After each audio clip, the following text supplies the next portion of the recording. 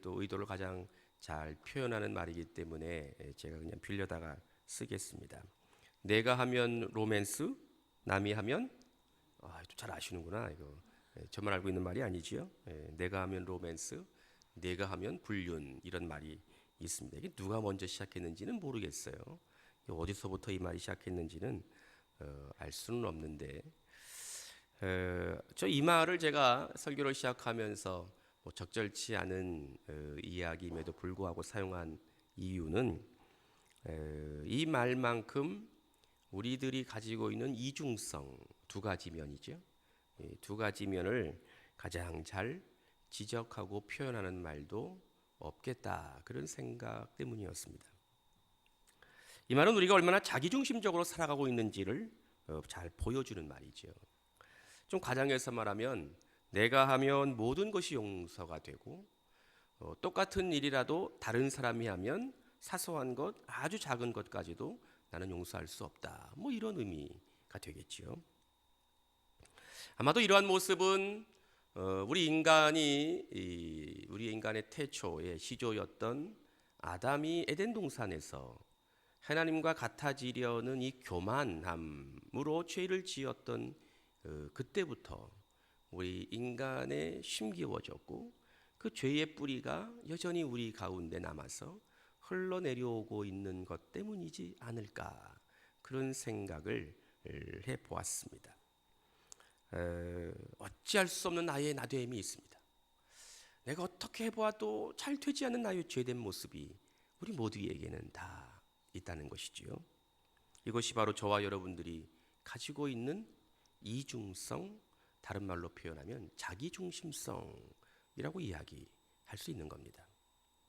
얼마 전에 인터넷을 좀 뜨겁게 달구었던 사진 한 장이 있었습니다. 그 사진은 무엇이었냐면, 영국 신문들 중에 미러라는 신문이 있습니다. 거울이라는 뜻을 가진 미러라는 신문이 있는데, 거기에 최초로 보도되었던 사진이었습니다. 영국 사람이 아일랜드로 출장을 가기 위해서 비행기를 딱 탔는데, 좌석에 딱 앉고 보니까 자기 옆자리에 자기와 똑같이 생긴 사람이 앉아 있었던 거예요. 의도하지도 않았던 거였는데, 사진을 보신 분들, 우리 젊은 분들은 아마 한 번쯤 보셨을 것 같은데요. 저 사진을 보았는데 얼굴도 정말 똑같이 생겼고요. 머리하며 이 허연 이 누런 금색 이 수염하며 어떻게 이렇게 똑같이 생겼는지 깜짝 놀랐습니다. 저도 똑같이 생겼습니다. 닐 더글라스라는 사람이었어요. 근데 그 모습을 이제 동료가, 같이 출장을 가는 동료가 사진을 찍어서 미러에 이제 기고를 한 거죠, 신문에. 그래서 그 인터넷상에 올라와서 어마어마하게 많은 사람들이 그 사진을 이제 보게 된 겁니다. 한 부모에서 태어난 쌍둥이가 아님에도 똑같이 닮은 사람이 이 세상엔 있다는 거예요. 어디 있는지 알 수 없지만 닐 더글라스처럼 우연한 기회에, 그것도 비행기 안에서 만나고, 나중에 소식을 들어보니까 아일랜드에 가서 하는 호텔도 똑같았고 바로 옆방에서 묵었다는 거예요. 세상에 그런 일이 어떻게 있을 수 있겠어요? 똑같이 생긴 사람이. 이 말을 이제 요새 쓰는 말이 있습니다. 이게 원래 독일어인데, 이런 현상들이 일어나니까 도플갱어라는 말을 써서 이제 이중적으로 돌아다니는 똑같은 사람, 뭐 이런 의미로 살아다니는, 도펠이라는 독일어가 원래 영어로 더블이에요. 그러니까 발음이 좀 다르고 스펠링이 좀 다를 뿐이죠. 그러니까 똑같은 사람이 걸어다니고 있다는 거죠. 여러분들 이런 말, 아바타라는 말 들어보셨습니까? 이 아바타라는 말은 원래 인도 말이에요. 그러니까 하늘에 있는 신의 분신이 인간 세계에 내려와가고 돌아다니는 사람을 아바타라고 그럽니다. 이게 무슨 영화의 제목으로 쓰여져서 아주 엄청나게 흥행한 영화의 제목이 돼서 우리에게 익숙한 말이 되어버렸지만, 이게 원래 인도 사람들이 쓰는 말이에요. 힌두교에서 쓰는 말이에요. 신이 이 땅에 분신을 보내가지고 분신이 이 땅을 돌아다니게 만든 그걸 아바타라고 하는 거거든요. 근데 이게 좀 의미가 왜곡돼가지고 뭐 인터넷상에서 뭐 분신처럼 이렇게 뭐 시키면 시키는 대로 하는 사람, 뭐 이렇게 사용되고 있지만, 어쨌든 도플갱어나 이 아바타라는 말이 비슷한 의미를 가지고 있는 말이라는 거죠. 우리의 모습을 가만히 이렇게 보면 누구도 부인할 수 없는 또 다른 내가 있는 것 같습니다. 여러분들은 어떠신지 모르겠지만, 제가 제 자신을 가만히 볼 때도 부인할 수 없는 내가 아닌 또 다른 내가 있다는 것 같은 느낌을 받는다는 거죠. 우리들 모든 모습들이 다 그러합니다. 예컨대 내가 유리한 상황 가운데 보여지는 나와 내가 불리할 때 나타나는 내가 달라도 너무도 다릅니다. 사람들의 모습들이. 내가 좋을 때 나타나는 나의 모습과 내가 불리하고 기분 나쁠 때 드러나는 내가 많이 다르다는 거죠. 신기할 정도로 닮았다는 의미의 도플갱어 아니면 아바타까지는 아니더라도 우리 안에는 이 변화되는 환경에 따라 내 감정이 달라질 때마다 내가 누구를 만나느냐에 의해서 전혀 다른 모습, 심리적인 도플갱어가, 심리적인 아바타가 내 안에서 꿈틀거리고 그리고 모습을 드러내버립니다. 제가 같은 경우에 이런 느낌이 들면 순간 저는 그러한 내 안에 숨겨지는 또 다른 나를 확 꺼내가지고 그냥 쓰레기통에다 확 버려버리고 싶은 그러한 충동까지 느껴지고는 합니다. 어느 순간, 어느 상황, 누구를 만나더라도 늘 한결같은 나일 수 있으면 얼마나 좋을까. 참 그런 생각을 늘 하곤 합니다. 2015년 12월 둘째 주를 우리가 보내면서 이제 예수님의 탄생을 기다리고 있는 주간을 우리가 살고 있습니다. 우리 모두의 삶의 자리에서 믿음의 모습을 한번 좀 진지하게 되돌아보아야 하지 않을까. 주께서 저에게 도전하셨고 주의 종을 통하여 우리의 성광의 모든 성도님들에게 주님의 오심을 기다리는 이때에 도전하고 계시다는 것을 믿음으로 깨달을 수 있기를 기원합니다. 예수께서 우리의 죄를 용서하시고 저와 여러분들을 구원하시려고 이 세상에 오신 그 목적을 기억해내면서 우리가 얼마나 여전히 죄로 인한 끈적거리는 늪에 빠져서 허우적거리고 있는지 좀 적나라하게 내 자신을 좀 돌이켜 보아야 하지 않을까 싶습니다. 그럼에도 저와 여러분들에게 끊임없이 사랑과 은혜를 베푸시는 그 깊고 그 넓은 주님의 사랑을 다시 한번 경험하는 우리 12월 또 이번 한 주간이 되실 수 있기를 축원합니다. 내 죄가 얼마나 큰지 알 때, 내가 얼마나 많은 죄를 짓고 살아가고 있는지를 솔직하게 인정할 때 주님의 은혜는 더 크게 우리 가운데 경험되고 예수님의 사랑은 더 놀랍게 여러분들의 삶을 새롭게 이끌어 가신다는 것을 믿으시기 바랍니다. 오늘 본문을 보면 세 부류의 사람들이 등장을 합니다. 바리새인 그리고 세리 제자들이죠. 물론 예수님 계십니다. 오늘 본문에서 누가를 통해서 주님이 들려주고 계시는 이 의도가 무엇일까 하는 것에 우리가 좀 초점을 맞추어 보려고 합니다. 왜 누가는 바리새인과 세리의 비유 뒤에 어린아이들이 예수께 오는 것을 막았던 제자들의 모습을 들려주고 있는 것일까 하는 것이 오늘 본문이 우리에게 보여주고자 하는 오늘 설교의 초점이 되는 겁니다. 혹시 여러분들 성경을 읽으실 때 단락이 나눠져 있는 부분을 왜 이렇게 이어서 읽느냐 이렇게 생각하시는 분이 계실지 모르겠지만 원래 성경은 단락이 나눠져 있지 않습니다. 원래 신약 성경, 원래 구약 성경은 문단이 끊어져 있지도 않고요. 단락이 나눠져 있지도 않아요.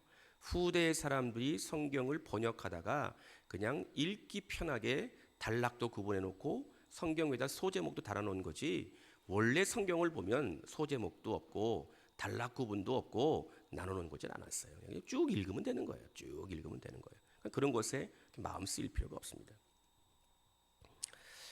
오늘 본문을 가만히 보면 어떤 사람이 하나 있습니다. 그는 언제나 자신감이 넘칩니다. 자신감이 넘치는 사람이에요. 말투도 확고하고 분명하게 이야기하는 사람이에요. 행동에도 거침이 없습니다. 거침이 없는 거예요. 배운 것도 많아서 그 사람이 이야기하는 걸 들으면 야 정말 저 사람 진짜 똑똑하다. 정말 똑똑하다. 이런 생각을 하게 합니다. 그의 삶의 환경도 비교적 넉넉해서 다른 사람들에게 피해를 주지도 않고 또 다른 사람들에게 아쉬운 부탁을 하지도 않는 사람입니다. 그래서 그런지 언제나 그는 사람을 만날 때마다 당당합니다. 누구를 만나든지 거침이 없고 당당한 거지요. 그런데 그가 하나님을 믿고 있습니다. 아주 예배에도 열심입니다. 그 사람은 예배가 있는 날이면 어김없이 하나님의 교회에 가서 예배를 드립니다. 예배를 빠진 적이 없어요. 무슨 일이 있어도 목숨처럼 예배를 지킵니다. 교회 생활이 얼마나 열심인지 몰라요. 교회 생활에 그의 삶에 차지하는 비중이 거의 전부라고 이야기해도 과언이 아닐 정도로 교회 생활이 얼마나 열심인지 몰라요. 이러한 그의 성향이나 성품이 기도할 때 잘 드러납니다. 그런 사람들이 많이 모이는 시간, 사람들이 많이 모여있는 장소에서 큰 소리로 하나님께 기도하는 걸 참 좋아합니다. 그렇게 기도를 하니까 옆에서 다 듣게 되잖아요. 이 기도를 가만히 들어보니까 참 기도의 내용이 얼마나 믿음이 좋은지, 참 저 사람 정말 믿음이 좋구나, 이렇게 느껴지는 사람이에요. 대단하게 기도합니다. 그런 사람을 많은 주변의 사람들이 부러워하지요. 야, 참 부럽다. 나도 저 사람처럼 살았으면 좋겠다. 나도 저 사람처럼 기도했으면 좋겠다. 이 부러움이 있습니다. 또 다른 한 사람이 있습니다. 그는 좀 전에 제가 말씀드렸던 그 사람과는 아주 반대의 모습을 가지고 살고 있습니다. 누가 보아도 불쌍해 보입니다. 어깨도 피지도 못하고 늘 이렇게 꾸부정하게 그렇게 살아갑니다. 그는 말할 때마다 부족하다, 연약하다, 그걸 늘 입버릇처럼 이야기합니다. 늘 자신이 죄에 짓눌려 살고 있다는 것 때문에 막 어쩔 줄 모르는 사람이에요. 난 죄가 많아서, 나는 죄인입니다. 늘 이렇게 이야기하는 사람이에요. 그래서 그런지 그 사람은 하늘을 향해서 고개를 들고 이렇게 하늘을 쳐다보는 것도 한 번도 본 적이 없는 것 같아요. 늘 꾸부정하고 죄가 많고 연약하다고 그러고 살고 있는 사람이에요. 그도 교회를 다닙니다. 그가 교회에서 보여주는 모습은 어떻게 보면 참 안쓰럽게 그지없습니다. 기도할 때마다 늘 울어요. 기도할 때마다 울어요. 자신이 하나님의 말씀대로 살지 못했다는 것 때문에 너무 속상해하는 거예요. 막 가슴을 치면서 부르짖으면서 하나님께 기도하는 사람이에요. 아니, 무엇을 얼마나 잘못했기에, 하나님께 얼마나 큰 죄를 범했기에 언제나 자신을 불쌍히 여겨달라고 기도하는지 참 알다가도 모를 사람인 거지요. 그 사람은. 여러분들은 이 두 사람 중에 어느 쪽에 좀 가까우신가요? 먼저 말씀드린 전자? 아니면 나중에 말씀드린 후자? 어느 쪽에 여러분들은 좀 더 가까우신가요? 자신 있고 믿음이 좋아 보이는 사람? 교회 공동체에서 언제나 잘 드러나는 사람? 거기에 여러분들 가까우신가요? 아니면 후자? 늘 볼 때마다 눈물 콧물 훌쩍거리면서 고개 숙이고 말할도 제대로 못하고 믿음 없다고 이렇게 이야기하는 사람 쪽에 여러분들 가까우신가요? 어느 쪽에 좀 가까우신가요? 양쪽 선택을 하라고 그러면 어느 쪽이 가까우신 것 같아요? 제가 제 스스로의 말씀을 준비하면서 물어보니까 저는 전자도 아닌 것 같고 후자도 아닌 것 같아요. 완전하게 먼저 전자의 사람도 아니고 전적으로 후자도 아닌 것 같아요. 물론 제가 제 스스로를 가만히 생각해 보니까 전자와 같이 저는 좀 자신감이 많이 막 이런 사람도 아닌 것 같고, 여러분들이 어떻게 보실런지 모르겠지만 제가 제 스스로를 생각할 때 막 자신감이 막 넘쳐나는 그런 사람도 아닌 것 같고, 행동도 좀 소심하게 좀 하는 편입니다. 저는 별로 당당하지 않아요. 그런 편이지 않습니다. 성격상 그런 것 같아요. 그렇다고 저는 후자에 속해 있는 것 같지도 않아요. 제가 죄인이라는 걸 제가 알긴 하지만, 제가 죄를 짓고 산다는 건 알지만, 내가 죄인으로 사는 것이 내 삶의 전부이라고 인정이 잘 안 되는 거죠. 아마 여러분들도 저와 크게 다르지 않게 좀 어정쩡한 위치에 이렇게 서 계시지 않을까 짐작을 합니다. 아마 전자를 닮았다고 이야기하면 별로 기분이 안 좋을 것 같고, 제 경우에 있어서 후자에 가깝다면 그래도 좀 위안이 될까요? 아니, 아무리 생각해봐도 후자와 같다 할지라도 기분이 좀 찜찜한 건 어쩔 수 없을 것 같아요. 아니, 내가 그게 잘못한 게 있다고 맨날 훌쩍훌쩍거리고 징징거리고 그러고 사나? 그건 아닌 것 같거든. 후자라고 해도 좀 마음이 좀 찝찝한 거죠. 여러분들 어떠신가요? 어느 쪽에 가까우신가요? 오늘 본문의 근거에서 누가는 주님께서 의도하고 계시는 것을 볼 때 저와 여러분들이 누구를 닮아 있냐 하면 전자도 아니고 후자도 아니고 제3의 인물 제자들을 많이 닮아 있다. 그렇게 우리에게 들려주고 계십니다. 제자들은 예수님을 따라다녔던 사람들입니다. 주님의 말씀을 듣고 말씀을 배울 때마다 그것이 그들에게 삶의 훈련으로 믿음의 어떠한 기초로 잘 쌓여져 갔던 사람들입니다. 그들의 선생이었던 주께서 말씀을 가르쳐 주실 때마다 하나님이 주님이 비유로 하나님의 나라를 그들에게 알려줄 때마다 그 말씀을 들으면서 그래, 그렇구나, 바로 그것이었지 깨닫고, 그것이 알아간다는 것에 대한 기쁨도 느끼고, 하나님이 주시는 말씀의 은혜를 늘 누렸던 사람들이 바로 이 제자들이었습니다. 제가 요새 읽고 있는 책이 좀 있습니다.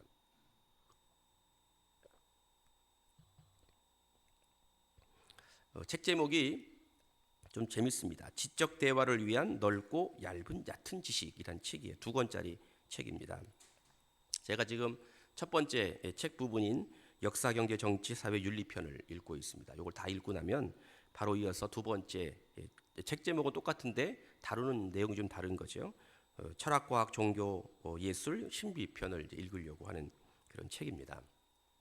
여러분들 시간 되면 한번 읽어보시면 참 좋을 것 같아요. 이 저자가 의도하고 있는 바에 따르면 이 책은 깊이 있는 지식을 전달하려고 하는 책이 아니에요.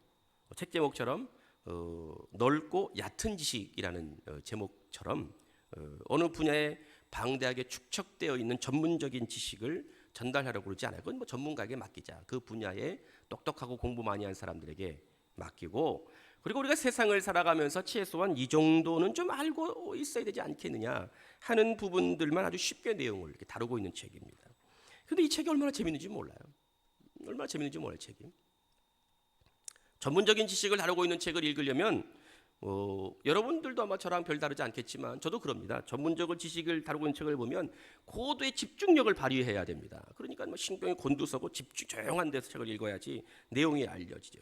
금방 지칩니다. 지쳐서 지루하면 그 다음 단계에 나타나는 현상이 뭘까요? 졸렵습니다. 책을 보고 졸려온 거지. 졸기도 하고.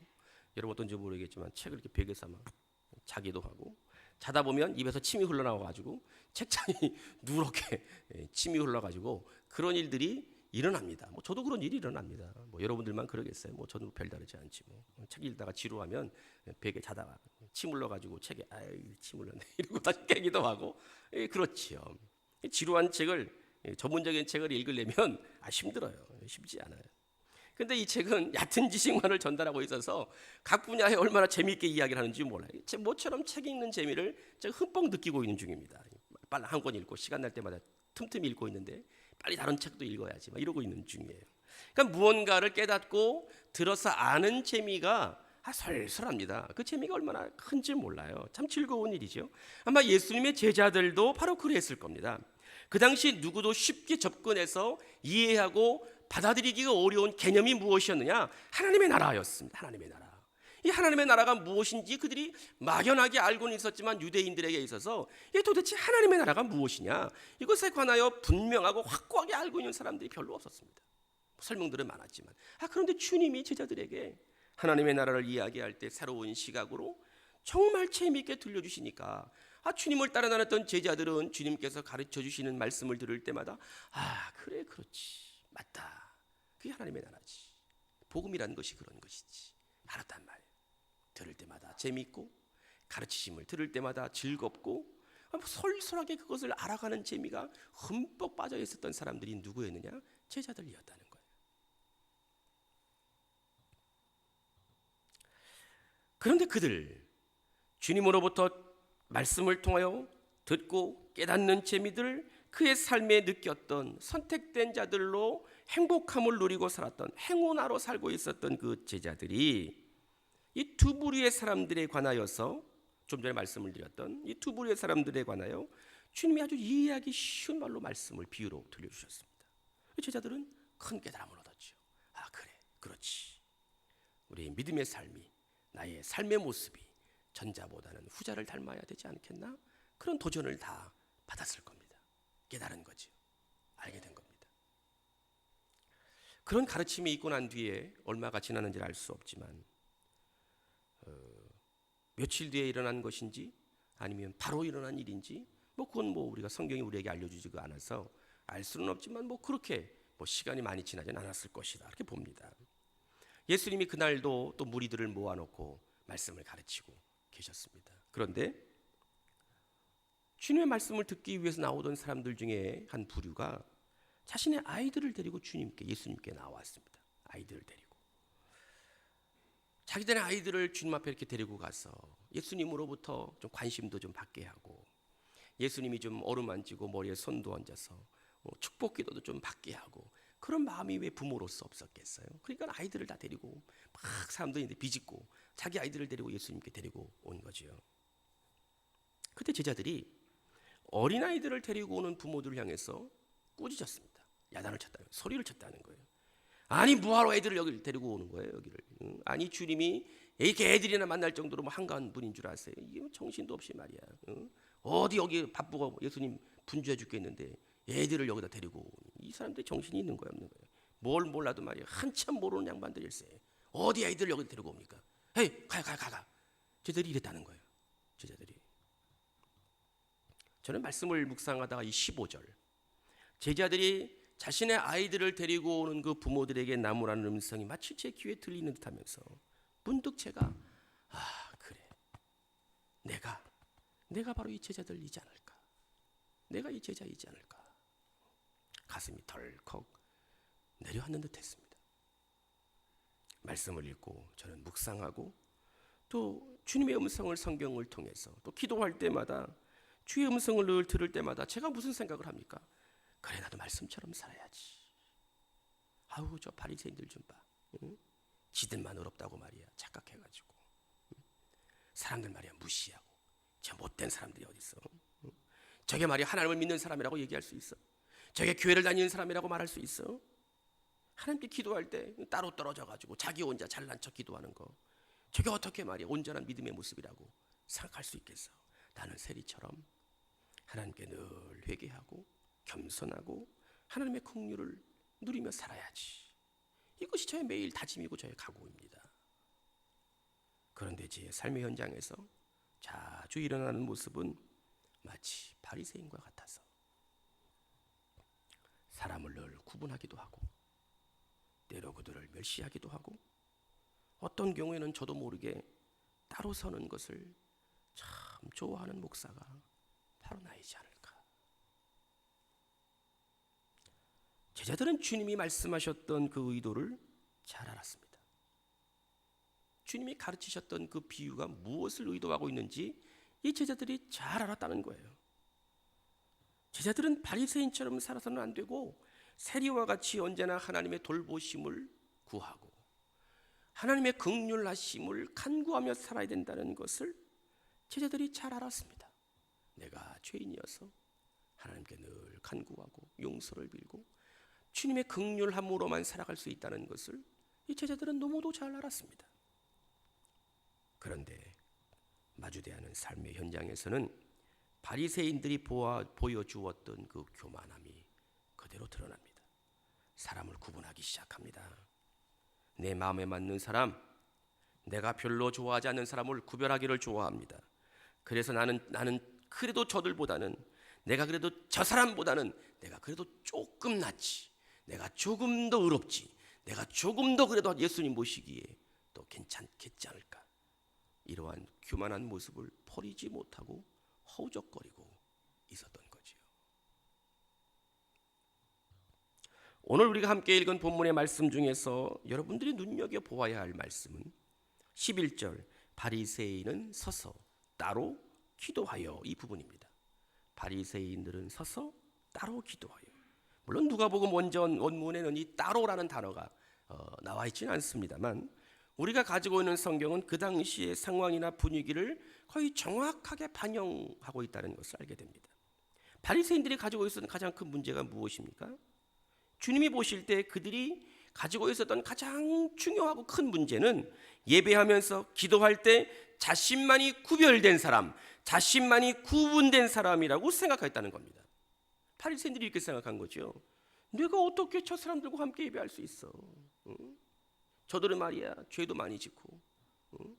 내가 어떻게 한 교회에서 저 사람과 함께 내가 교회를 다닐 수 있어 말이야. 응? 어떻게 내가 저런 사람들과 함께 한 교회를 다닐 수 있어? 다른 교회를 내가 옮겨가든지 그래야지. 응? 내가 어떻게 저 교회를 다닌 저 사람하고 다른 교회를 옮겨가든지 해야지 말이야. 아마 바리새인들이 지금 같았으면 당장 교회 옮겨갔을 거예요. 근데 그 당시에는 예루살렘에 교회 하나밖에 없으니까 옮겨가지도 못하고, 그러니까 어떻게 해요? 교회를 옮길 수는 없고 안 다닐 수는 없으니까 바리새인이 취한 모습이 뭐야? 떨어져 있는 것이, 떨어져. 응? 나는 저들과는 같이 못 있어. 저들과 나는 따로 서가지고 하나님께 기도했던 거죠. 이것이 바로 주님을 따르던 제자들에게 가르치고자 하는 의도였습니다. 이러지 말아라. 이건 교회가 아니다. 하나님 보시기에 아름다운 믿음의 모습이 아니다. 너희들은 죄인이어서 세리와 같이 하나님께 늘 긍휼함으로만 살아갈 수 있는 사람들이다. 주님이 제자들에게 알려주신 거예요. 제자들이 그걸 알았어요. 깨달았어요. 아, 맞습니다, 주님. 내가 그렇게 살아야 됩니다. 제자들이 알았단 말이에요, 그거를. 그런데 바로 그 제자들이 어린아이들이 주님께 오는 걸 막아버렸습니다. 어이, 어디 말이야, 니들이 봐, 조그만 것들이. 어디 여기 감이 어디라고. 여기 예수님 바빠 죽겠는데, 응? 예수님이 얼마나 분주한데 니들이 여기 와가지고 가 어디 애들 여기 데리고 와요. 정신없이 말이야. 이 양반들이 이 분위기 파악도 못하고 말이야. 이랬다는 거 아닙니까, 제자들이. 여러분들 아시는 바처럼 예수님 당시에 어린아이들은 사람 취급을 잘 못 받았습니다. 여자들도 그랬고요. 응? 사람 취급을 잘 못 받았어요. 그 사람이 아니야. 하나님으로부터 구원받아야 되는 천하보다 귀한 생명이 아니라 어린아이들은 그냥 그것들이었던, 그것들. 있어도 그만, 없어도 그만. 니들은 여기 나올 자리가 아닌 그런 부류의 사람들이었다는 거예요. 그러니까 제자들이 볼 때 이 귀한 자리, 이 주님의 이 귀한 가르침을 들어야 될 사람들은 그것들이 너희 자네들은 필요 없는 거예요. 그러니까 가라고 구분하기 시작했던 거죠. 그들이, 어린아이들이 주 앞에 나오는 거를 이 제자들이 참을 수 없었던 거예요. 그걸 견뎌내지 못했던 거예요. 어디 자리에 말이 니들이 와가지고 저리 가! 이래버린 거죠. 이 제자들이 바로 성전에 서서 따로 서서 기도했던 이 바리새인을 정확하게 닮아 있는 거지. 쌍둥이처럼 닮아 있는 겁니다. 쌍둥이처럼. 이것이 바로 그 당시 제자들이 빠져 있었던 교만이라는 늪이었습니다. 늪은 빠지면 당장 자기가 죽지 않아요. 그런데 허우적거릴수록 깊이 빠져들어가서 결국에는 자기의 목숨을 앗아가버리게 만드는 것이 이 늪이라는 곳입니다. 죄악이라는 늪, 교만이라는 늪. 처음에는 빠진지도 모르고 그냥 뭐 별 문제 없지요. 빠졌는지도 몰라요, 처음에는. 그런데 깨닫지 못하면, 새롭게 삶의 방향을 결단하지 않으면 점점 빠져들어서 결국 자기의 목숨을 앗아가버리는 것이 늪입니다. 이 시간 저와 여러분들은 주의 예수께서 들려주시는 음성에 귀를 기울이셔야 되지 않을까 생각합니다. 어린아이들이 내게 오는 것을 용납하고 금하지 말라. 하나님의 나라가 이런 자들의 것이니라. 내가 진실로 너희에게 이르노니 누구든지 하나님의 나라를 어린아이와 같이 받아들이지 않는 자는 결단코 거기 들어가지 못하리라. 아멘. 주님이 여러분들에게 오십니다. 예수 그리스도가 우리에게 오십니다. 주님의 오심을 기다리고 살고 있는 이 때에 우리의 죄, 우리의 교만의 늪에서 말씀을 통하여 벗어나기로 결단하는 그러한 은혜가 여러분들에게, 우리 교회 공동체 가운데 가득하고 충만하시기를 주님의 이름으로 축원합니다.